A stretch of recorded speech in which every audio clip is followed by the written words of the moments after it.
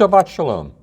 I'm Cantor David Proser from Kempsville Conservative Synagogue, Kehillat Bet HaMidrash in Virginia Beach, Virginia.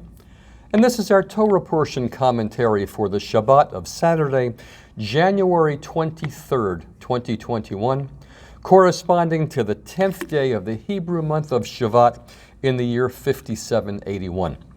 We thank Rabbi Joseph Prauser, Rabbi Adam Rosenbaum, Rabbi Michael Gold, Rabbi Matthew Berkowitz, and the United Synagogue Torah Spark series for their various teachings and publications on this week's Parsha.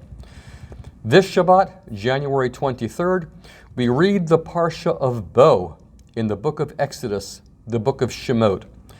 It begins on page 374 of the Eitz Chaim Chumash and page 248 of the Hertz.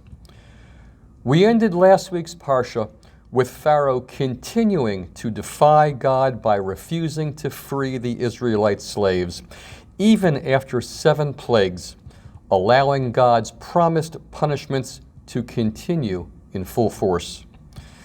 This week, to the 7 plagues that have already been inflicted upon Pharaoh's Egypt, 3 more are added, culminating in the great redemption of the Israelites from Egypt. The 8th plague brings an infestation of locusts of unprecedented intensity. This is an astounding claim, as even a typical swarm, per the JPS commentary, can include as many as 50 million such insects per square kilometer, which in a single night can consume as much as 100,000 tons of vegetation. It's little wonder that Pharaoh refers to the locusts as this death. Wondrous indeed is the statement that not a single locust remained in Egypt at the plague's divinely ordained conclusion. The next plague is 3 days of palpable darkness. The darkness affected only the Egyptians, while all the Israelites enjoyed light in all their dwellings. After his usual capitulation, Pharaoh agrees to let the Israelites go and worship. But in a new escalation of hostility, Moshe demands that Pharaoh himself provide the Israelites with sacrificial animals when they leave. Predictably, Pharaoh demurs when the plague ceases. His hardened heart sets the stage for the 10th and most devastating plague, the death of all Egyptian firstborn, regardless of social status. Firstborn livestock are also to die. Before the final plague, Parshat BO establishes the Israelite calendar with the first month in the spring when Passover is celebrated. The first month is today known as Nisan, but in biblical terms it was known simply as Aviv, meaning spring. The text reads, "This month will be the first of months to you." This is the very first commandment given to the new fledgling nation of Israel. Of all the 613 mitzvot in the Torah, why was this the very first? Why is the making of a calendar so important? Ovadia ben Yaakov Sforno, the 16th century Italian commentator on Torah, writes, "From this point on, the coming months will be your months, to do with them as you wish, according to your desires, in contrast to the many days of your enslavement, when your days were not really your days. For those days were devoted to the work of others according to their will. Therefore, this is the first month of the year for you. From this very point begins your new reality of free choice." In just a few remarkable sentences, Sforno distills the importance of the first commandment, the importance of identity, time, and freedom. Detailed instructions for the night of deliverance, as well as the laws of Passover, are given.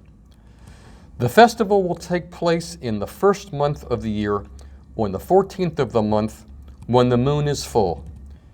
Each family shall slaughter a lamb and place the blood on the doorposts of the house. 2 or more families can share a lamb.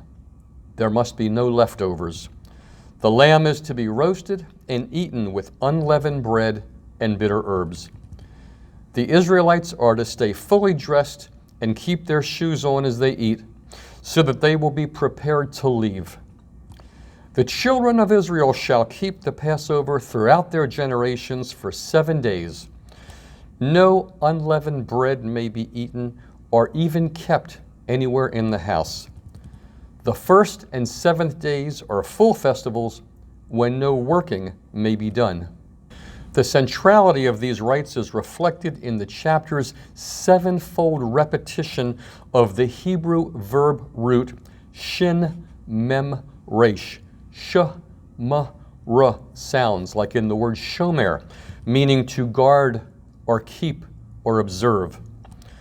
Much of our own Passover observances, such as matzah and the prohibition of leaven, maror, the bitter herbs, the family meal, the Seder, the commemoration of the Exodus, the timing and the structure of the festival, finds its origins in these verses.